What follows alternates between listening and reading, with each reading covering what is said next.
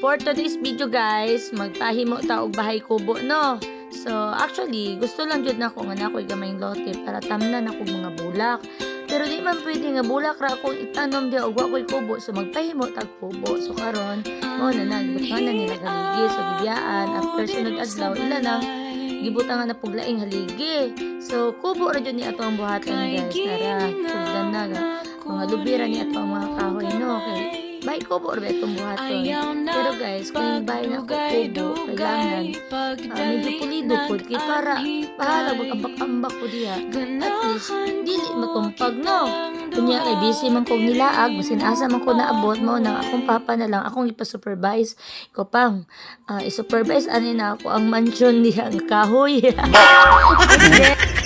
Ikaw na bahala sa diya pang haki, mulaag sa imong anak.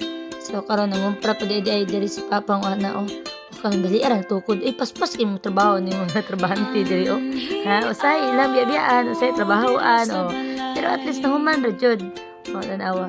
Akong papa ga supervise pero tabang na siya guys.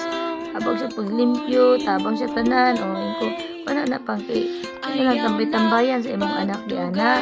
Kung gaayon ko, wala ko'y travel, wala ko'y laag. Kung diya kong pahuway, mangguna ko diya kay mananong ko bulak o mga utanon. So, mauna, pita na humano. Pas-pas sa mo trabaho niya ako mga tigtrabaho. So, karon dagan pa man kog sobrang may pa.